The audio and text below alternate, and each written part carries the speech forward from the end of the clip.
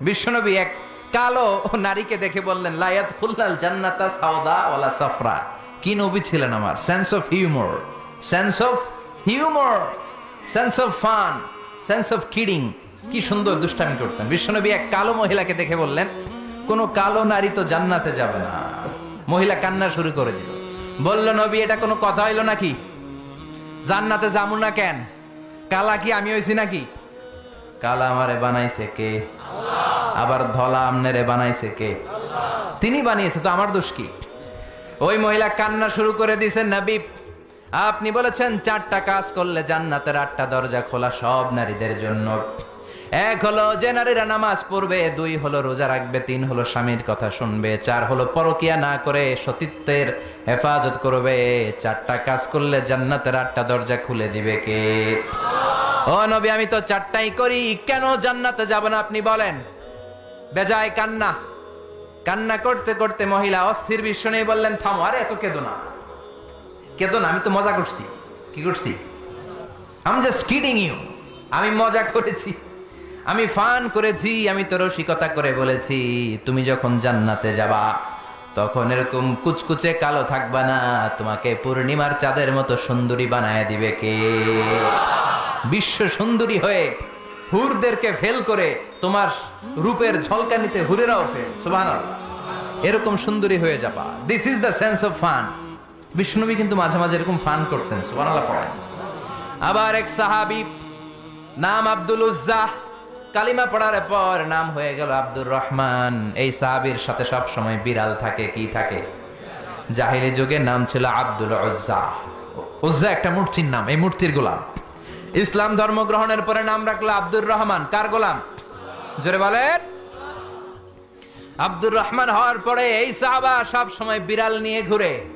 মসজিদে আসলেও কাঁধে বিড়াল, মাঝে মাঝে জামার আস্তিনের ভিতরে বিড়াল, মাঝে মাঝে পকেটে বিড়াল লইয়া নামাজ পড়ে। সুবহানাল্লাহ কোন। বিশ্বনবী একদিন মজা করে আব্দুর রহমান নামক ওই সাহাবীটারে ডাক দিয়ে বললেন ও বিড়ালের বাবা, ইয়া আবা হুরাইরা, হে বিড়ালের বাবা। সুবহানাল্লাহ পড়ে। আবু হুরায়রা কয় বিশ্বনবী বলছে বিড়ালের বাবা। আমার নবী যদিও মজা করে ভালোবাসা থেকে আমার নাম দিয়েছে বিড়ালের বাপ, আজকে থেকে কেউ আমার আব্দুর রহমান ডাকবি না, মরার আগের দিন পর্যন্ত আমি থাকবো বিড়ালের বাপ। বিড়ালের বাপ আমি। কিসের বাপ? সুবহানাল্লাহ, কি ভালোবাসতো সাহাবারা। আবার বিশ্বনবী এক সফরে গেলেন, এক ইহুদির বাচ্চা ছোট্ট এক সাহাবী আজান দিচ্ছেন, আল্লাহু আকবার, আল্লাহু আকবার, আল্লাহু আকবার, আল্লাহু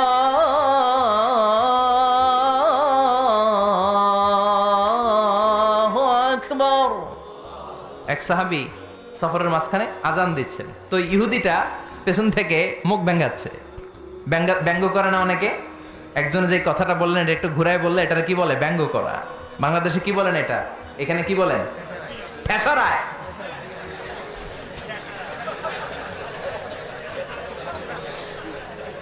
ঠেসারায়। এক সাহাবী আজান দেয়, আরেকজন ঠেসারায়।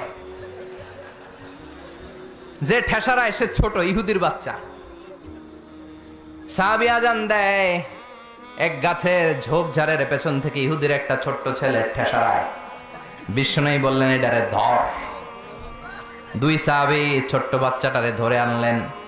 বিশ্বনবী ছোট্ট বাচ্চাটার মাথার চুলের ঝুটির মধ্যে ধরলেন, চুলে সামনের এই জায়গা আছে না, এটা বলে নাসিয়া, এই নাসিয়ার মধ্যে ধরলেন। বিশ্বনবী বললেন নাম কি? কি করস? ঠেসারাইলি কেন? ছোট্ট ছেলে বলে মাফ করে দেন। বিশ্বনবী বললেন না, তোর মাফ নাই, যেহেতু তুই ঠেসারাইলি। আমার সাহাবী যেমন আজান দিছে তুইও দে। কয় আমি দিমু না। কয় তুই দিবি না, তোর বাপে দিব, দে। ঠেসারাইলি কেন? এবার বিশ্বনবীও ছাড়ে না, ভয়ের চোটে ওই ছোট্ট ইহুদির বাচ্চা আজান দিচ্ছে, আল্লাহু আকবার, আল্লাহু আকবার, আল্লাহু আকবার, আল্লাহু আকবার, আশহাদু আল্লা ইলাহা ইল্লাল্লাহ, আশহাদু আল্লা ইলাহা ইল্লাল্লাহ। এরপর আর পড়ে না, এরপরে আর। কারণ ইহুদিরাও আল্লাহরে মানে কিন্তু নবীরে মানে না।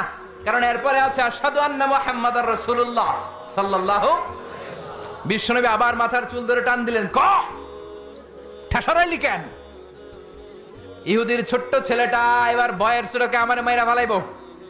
বয়ের ছোট এবার কয় আশহাদু আন্না মুহাম্মাদার রাসূলুল্লাহ, সুবহানাল্লাহ পড়ে। এটা ছিল এই ছেলেটা ইহুদি থাকার কথা ছোট্টবেলায় মদিনায় যখন বিশ্ব নেমে গেলেন।